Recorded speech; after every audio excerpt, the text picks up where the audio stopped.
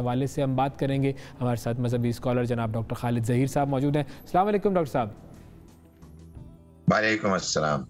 بہت شکریہ ڈاکٹر صاحب، آپ نے وقت نکالا. ایک مرتبہ کسی اسلامک اسکالر کی میں بات سن رہی تھی، انہوں نے کہا کہ ماہ رمضان میں اپنی حرکات و سکنات ایسی کیا کریں کہ رمضان آپ سے خوش جائے، رخصت خوش ہو آپ سے. تو یہ کیسے خوش کیا جائے رمضان کو، اور اس کا کیا فارمولا ہو سکتا ہے؟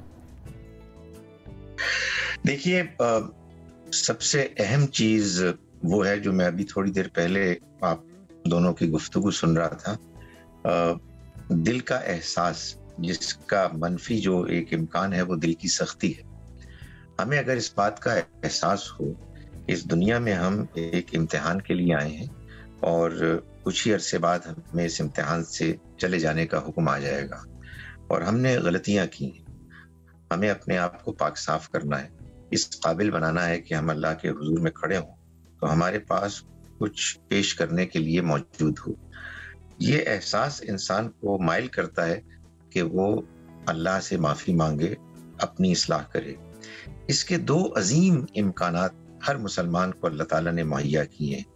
ایک تو نماز ہے کہ جو ہم ہر روز 5 وقت پڑھتے ہیں، اور ایک سال کے بعد رمضان کا مہینہ آتا ہے جس میں ہم روزے رکھتے ہیں. یہ ایک بڑا غیر معمولی موقع ہوتا ہے ہم سب کے لیے کہ ہم اس مہینے میں اپنے ماضی کے گناہوں کا کارکردگی کا جائزہ لیں، اللہ سے معافی مانگیں اور اس کی برکتوں سے بھرپور فائدہ اٹھائیں.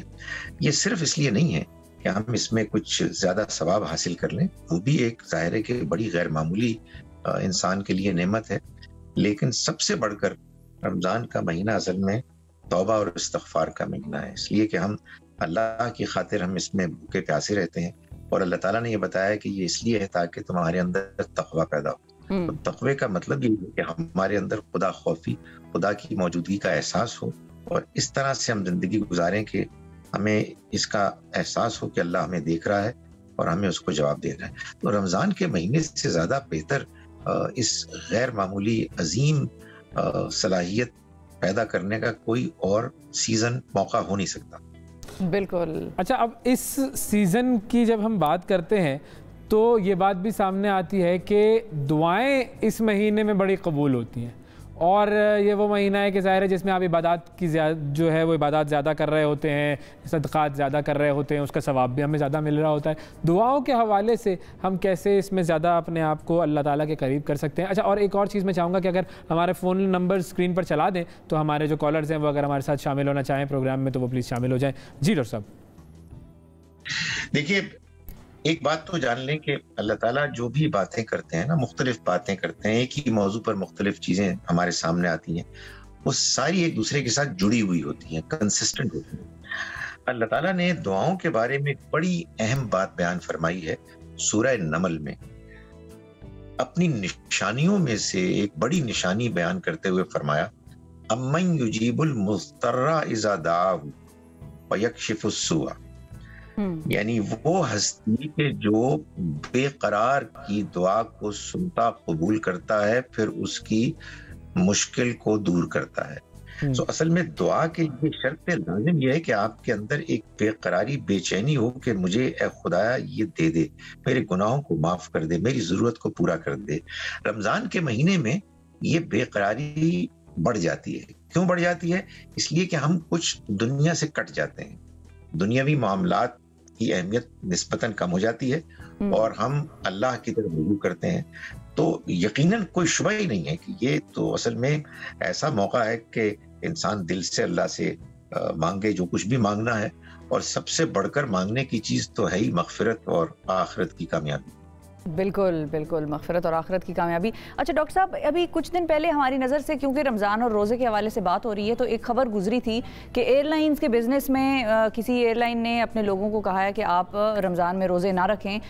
پائلٹس کے حوالے سے بھی بات ہوئی اور باقی جو کرو تھا اس کے حوالے سے بھی بات ہوئی، اور ہم نے یہ بھی سنا ہے کہ قاضی کو بھی روزہ جو ہے وہ معاف ہے کہ کہیں اس کا فیصلہ کسی غلط سمت میں نہ نکل جائے. تو روزے جب ہم بات کر رہے ہیں تو کون سے ایسے ہم پروفیشنز کہیں گے کہ جن میں آپ روزہ آپ کو چھوڑنے کی ایک طرح سے اجازت ہے، یا یہ کہا گیا کہ آپ بعد میں رکھ لیں، اس وقت نہ رکھیں؟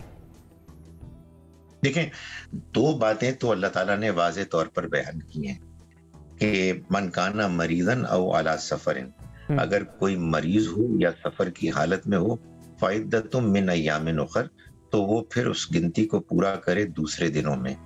तो अगर कोई बीमार है, अब ये छोड़ दें बीमार पर कि उसका टेम्परेचर 99 है या 104 है या उसकी बीमारी फील कैसा कर रहा है वो, असल बात तो ये है। बिल्कुल। अब जब अल्लाह की तरफ से उसका सेशन है तो मैं और आप कौन होते हैं उसकी? सर हम फिर भी पूछते हैं ना, देखे तुम तो हट्टे कट्टे लग रहे हो, तुम तो बीमार लग ही नहीं रहे, तुमने रोजा छोड़ दिया। तो ऐसा नहीं करना चाहिए। दूसरा ये कि सफर है, अब छोड़ दीजिए इस बात को कि कोई हवाई जहाज में कर रहा है या कोई घोड़े का ऊंट के ऊपर कर रहा है, ये भी अल्लाह की तरफ से एक मेहरबानी है। उस मेहरबानी से अगर कोई फायदा उठाना चाहता है जरूर उठाए, लेकिन मैं आपको ये बताऊं, ये आप भी जानते हैं, मैं भी जानता हूं कि आसान तरीन रोजे रमजान के रोजे होते हैं। बाद में इंसान जब अकेले रखता है तो बड़ी मुश्किल हो जाती है। बिल्कुल। तो इसलिए कि ये कंसेशन है। आपके सवाल का जवाब ये है कि दो इम्कानात हो सकते थे। एक ये कि अल्लाह ने जो ये दो यानी बीमारी और सफर की हालतें बयान की हैं कि इनमें रोजे छोड़े जा सकते हैं, इनके अलावा कोई तीसरी शक्ल नहीं हो सकती। दूसरा इम्कान यह है कि नहीं, ये असल में अल्लाह ने दो नुमाइंदा शक्लें बता दी हैं। असल में बताने का मकसद यह है कि जब कभी तुम्हें कोई ऐसी शदीद जरूरत लाहक हो, मुश्किल लाहक हो कि जिसकी वजह से तुम रोजे छोड़ने पर मजबूर हो जाओ, तो अल्लाह की तरफ से तुम्हें इजाजत है, लेकिन शर्त यह है कि आइंदा दिनों में उनकी गिनती को पूरा कर लेना जो रोजे तुमने छोड़े हैं। मैं इस दूसरी बात को सही मानता हूँ। इस वजह से अगर कोई किसी मौके पर काजी को ये मशवरा देता है, ये काजी पर छोड़ देना चाहिए, इसलिए कि बहरहाल इंसाफ करना भी बड़ी जरूरी चीज है। और ये बड़ी अजीब बात होगी कि वो इंसाफ इसलिए ना कर पाए कि वो रोजे से था, तो बिल्कुल, या उसका मूड खराब हो जाए। अब देखें, रोजा भी तो कुछ लोगों को डिफरेंट तरीके से इफेक्ट करता है, हालांकि ऐसा होना नहीं चाहिए, लेकिन हम देखते हैं सड़कों पे होता है। हाँ, मूड खराब हो जाता है आपका, आप अगले को जताते हैं कि भाई तुम्हारी वजह से जैसे मैंने रोजा रखा हो। तो हमारे यहाँ ये भी चीज भी देखने को आती है। फिर डॉक्टर सर्जन है मिसाल के तौर पर, अगर उसकी 8 घंटे की कोई सर्जरी है, पहले से स्केड्यूल्ड है और उसको पता है कि मेरे रोजे की अफ्तार या सहर जो है वो उसी दरमियान आ जाएगी, या फिर ये कि रोजा रखा हुआ है उसने तो वो शायद वो एनर्जी फील ना करे, या वो डेलिकेट ऑपरेशन या डिसीजन मेकिंग पावर उसकी उस तरह से ना हो, इफेक्ट हो, उसको बहुत जरूरी है। देखिए, मैं ये मगरिब में, वेस्ट में हमारे मुसलमान बहन भाई रहते हैं और बाज़ औक़ात वो ऐसी ड्यूटीज परफॉर्म करते हैं कि जिसमें उनके लिए अलर्ट, एजाइल, फ्रेश, एनर्जेटिक होना जरूरी होता है। और लोगों को ये मालूम होता है कि यार ये आज अपनी ड्यूटी ठीक से अंजाम नहीं दे रहा है इसलिए कि ये मुसलमान है, रोजे रख रहा है। तो मैं समझता हूँ कि ऐसा नहीं होना चाहिए, ये इंप्रेशन कभी क्रिएट नहीं करना चाहिए। अगर कोई शख्स वाकई महसूस करता है कि उसके अंदर इस तरह की कमजोरी, सुस्ती तारी हो रही है, तो या तो छुट्टियां ले ले, या फिर ये कि वो अल्लाह की तरफ से जो आसानी है उसको अवेल करे, वीकेंड में रोजे रखे और ये तय कर ले कि इसके बाद मैं इस गिनती को पूरा करूंगा। अल्लाह की आसानी से फायदा उठाना चाहिए। ये आसानियां होती इसीलिए हैं कि इनको हम अवेल करें अपने अपने हालात के लिहाज से। बिल्कुल जी। अच्छा, हासिलपुर से हमारे साथ अब्दुल हनान साहब मौजूद हैं। अस्सलाम वालेकुम हनान साहब। वालेकुम अस्सलाम, कैसी हैं शिफा, आप ठीक हैं? अल्हम्दुलिल्लाह जी। हनान साहब क्या सवाल करना चाहेंगे? डॉक्टर खालिद जहीर साहब हैं हमारे साथ। जी, एक तो अवैस साहब का भी शुक्रिया कि आज दोनों माशाल्लाह बड़े आप जगमगा रहे हैं दोनों, और खालिद साहब को प्रोग्राम में खुश आमदीद कहूँगा। मैं सवाल ये करता चलूँ कि जहाँ पर हम अल्लाह की जो है ये जो उनका जो प्यार है उसका बड़ा जिक्र करते हैं, उनकी रहमत का बड़ा जिक्र करते हैं, मैं ये पूछना चाहता हूँ बीइंग अ मुस्लिम, जहाँ तक उनकी जाहो जलाली का भी जिक्र है, हमने बहुत कम सुना है। हम रहमतों पे बहुत आ जाते हैं, बरकतों पे बहुत आ जाते हैं, नो डाउट, लेकिन जो हिसाब है, क्या हमने बेशक उसकी कहते हैं ना कि एक बंदा है उसने 100 बंदों का कातिल है, वो अल्लाह के एक मेहरबान बस्ती के पास से गुजर जाता है जहाँ पर उसके चाहने वाले बैठे हुए हैं, तो अल्लाह तो उसको भी माफ कर देता है। लेकिन सवाल मैं ये करना चाह रहा हूँ कि जो बंदा अल्लाह के किए हुए गुनाह के सामने वहां पे खड़ा होता है कि भाई मैंने इतने सारे गुनाह किए हुए हैं, तो क्या उसका पूरा हिसाब देना पड़ेगा या बीइंग अ मुस्लिम हम बख्शे जाएंगे? और दूसरा सवाल इस्तिखारा की तरफ आऊंगा। इस्तिखारा के हवाले से ये पूछना चलूं मैं कि हम लोग अल्लाह से जब मशवरा करते थे इस्तिखारा की तरफ जाते हैं, तो हम लोग उसका एक तो तरीका कार बयान कर दें थोड़ा सा ब्रीफली, और दूसरा हम इस्तिखारे के अंदर से किस चीज को कलेक्ट करेंगे तो हमें ये कंफर्म हो जाएगा कि हाँ हमने इस तरफ जाना है। सही है, अच्छे सवाल है वैसे। बहुत शुक्रिया आपका, थैंक यू जी डॉक्टर साहब। जी डॉक्टर साहब, दूसरे सवाल को मुझे याद कराने की जिम्मेदारी तो आपकी है। बस ठीक है, मैं पहले बिल्कुल सही है। देखें, गुजारिश ये है कि अल्लाह ताला गफूर रहीम है, मेहरबान है, اور اس کی رحمت کو سامنے رکھتے ہوئے ہمیں اپنی زندگی گزارنی چاہیے.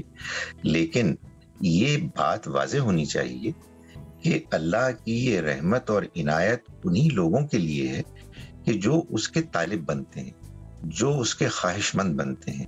اور اللہ تعالیٰ نے یہ قرآن مجید میں بتا دیا ہے کہ اس کی رحمت کے خواہش مند لوگ وہ ہیں کہ جو اگر گناہ کرتے ہیں, اور گناہ ہم سب سے ہوتے ہیں, ہم کمزور لوگ ہیں, گناہ کرنے کے بعد اس سے معافی مانگتے ہیں. وہ لوگ کہ جو گناہ پر اصرار کرتے ہیں وہ اصل میں اللہ تعالیٰ کی رحمت کو طلب کر ہی نہیں رہے.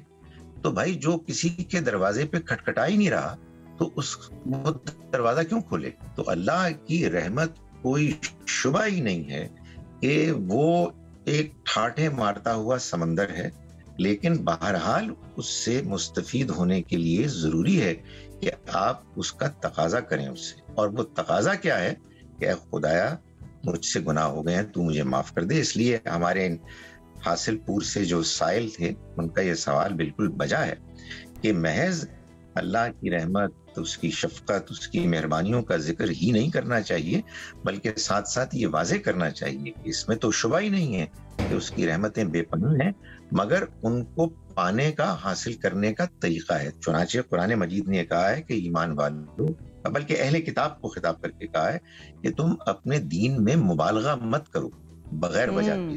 تو یہ بھی ایک مبالغہ ہے. تو ہمیں بیلنس بات بتانی چاہیے اور ہم کو یہ معلوم ہونا چاہیے کہ گناہ کرنے کے بعد ہمیں لازماً اللہ سے معافی مانگنی ہے. جب معافی مانگیں گے صدق دل سے تو وہ معاف کر دے گا. یہ ہے اصل میں اس کی رحمت. بالکل صحیح. اچھا, دوسرا جو سوال تھا ان کا وہ استخارے کے حوالے سے تھا, اس کا طریقہ اور کیسے اس کا جو ہے وہ پتہ چلے ہمیں کہ بھائی کس طرف جانا ہے. ہاں دیکھیں, استخارے کی ایک دعا ہے جو ذرا سے الفاظ کے فرق کے ساتھ مختلف احادیث کی کتابوں میں آئی ہے. بڑی غیر معمولی دعا ہے. جب کبھی آپ کو کسی مسئلے میں یہ مشکل آ جائے کہ آپ صحیح فیصلہ نہیں کر پا رہے, باوجود غور و فکر کے, تحقیق کے اور مشورے کے. یہ میں اس لیے کہہ رہا ہوں کہ پہلے آدمی کو خود سے سوچنا چاہیے. بہت سے معاملات ایسے ہوتے ہیں, صبح و شام ہم دنیا میں فیصلے کرتے ہیں اور اس میں ہمیں کوئی دقت نہیں ہوتی.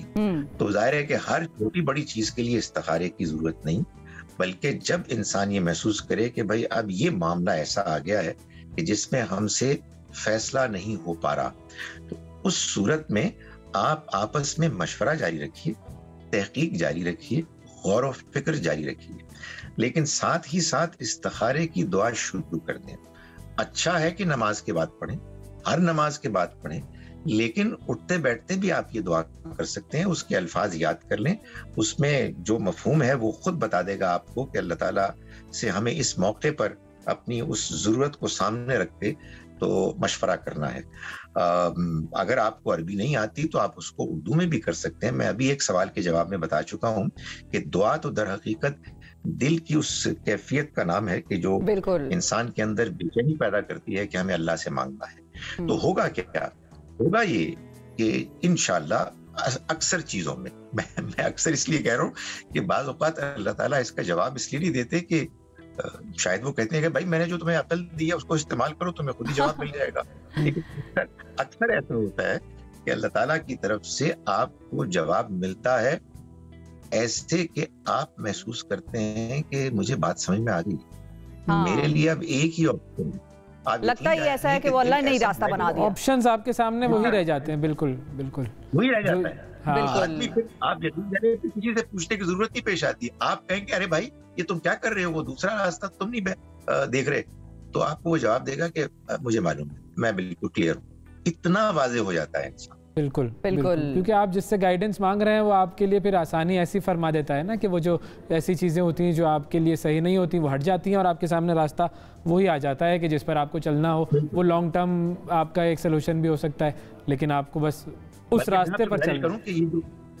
استخارے کی دعا کے نتیجے میں جو آدمی کو تجربہ ہوتا ہے, اس سے اللہ تعالیٰ کے ساتھ تعلق اور ایمان میں انسان کو مضبوطی حاصل ہوتی ہے. آدمی کہتا ہے واقعی یہ تو میرے رب نے مجھے سنا اور اس کا جواب دیا, میں نے خود اس کو ایکسپیرینس کیا ہے. بالکل بڑی ہی خوبصورت دعا ہے.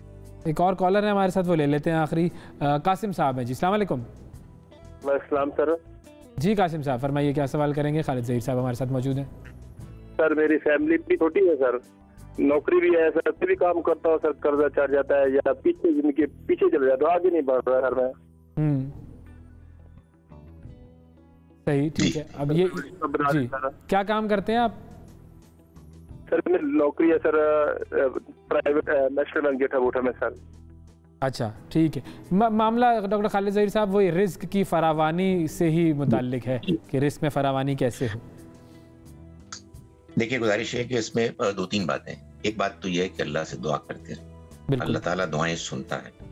अगर आपको ये महसूस हो रहा है कि आपके रिस्क में इजाफा नहीं हो रहा, तो कोई ना कोई अल्लाह की हिकमत है, अपनी दुआ को जारी रखें। दूसरी बात ये समझ लें कि रिस्क में बरकत का मतलब लाजिमन ये नहीं है कि आपकी तनख्वाह या मुनाफे में इजाफा हो जाए। बाज़ औक़ात वही वसाइल असबाब होते हैं और अल्लाह की तरफ से बरकत के नतीजे में उसका इस्तेमाल, उसके नताइज कहीं ज़्यादा बेहतर हो जाते हैं। अल्लाह पर छोड़ दें और ख़ुद दुआ करते रहें। एक और बात ज़रूर पेश नज़र रखें हमेशा दुआ करते हुए कि कहीं ऐसा तो नहीं है कि आपसे कोई गड़बड़ हो रही है, कहीं ऐसा तो नहीं है कि किसी का हक देना है आपने और इस वजह से आपकी और आपके रब के और आपकी दुआ के दरमियान किसी का हक रुकावट बना हुआ है। इसको भी सोचते रहें, लेकिन दुआ कभी ना छोड़ें और ये यकीन रखें कि अल्लाह का फैसला हमेशा सही होता है। और ये बात ज़हन में रखें, ये दुनिया की जिंदगी इम्तिहान है। अगर आपको अपनी मर्जी की रिस्क की फरामानी नहीं भी मिल रही तो कोई मसला नहीं है, जो कुछ मिल रहा है उस पर शुक्र करें और अल्लाह से दुआ करें कि आखिरत आपकी कामयाब हो। मैं ये नहीं कह रहा कि आखिरत की कामयाबी की वजह से दुनिया की कामयाबी ना मांगे, वो जरूर मांगे, लेकिन उसका फैसला अल्लाह पर छोड़ दें। आप मेहनत करें, कोशिश करें। अल्लाह ताला ने फरमाया है कि वब्तगू मिन फज़लिल्लाह, अल्लाह के फजल को तलाश करो, वो तलाश करते रहें। बिल्कुल सही है। अच्छा डॉक्टर साहब, अब एक और सवाल आया है जहन में। आपने कहा कि कहीं ऐसा तो नहीं है कि तुम्हारे और अल्लाह के दरमियान या तुम्हारी दुआओं के दरमियान किसी का हक जो है वो हायल हुआ है। जो टैक्स चोर है उसका रोजा कबूल हो जाएगा? वाह वाह वाह वाह भाई, वाह वाह वाह भाई वाह। ये तो मुझसे ये कबूल होने ना होने का ना पूछे, इसका फैसला तो अल्लाह, वो तो अल्लाह ही है। लेकिन मगर टैक्स को चोरी करना गलत है, नाजायज चोरी हो गई ना ये, बिल्कुल चोरी। मैं किसी की दुकान से पकोड़े लेके भाग जाऊं और उन पकोड़ों से मैं अफ्तार करूं, बताएं डॉक्टर साहब। बिल्कुल सही है, इसमें कोई शुबा नहीं है। और मैं गुजारिश ही करूं कि ये हमारे यहाँ आपने अच्छा सवाल किया।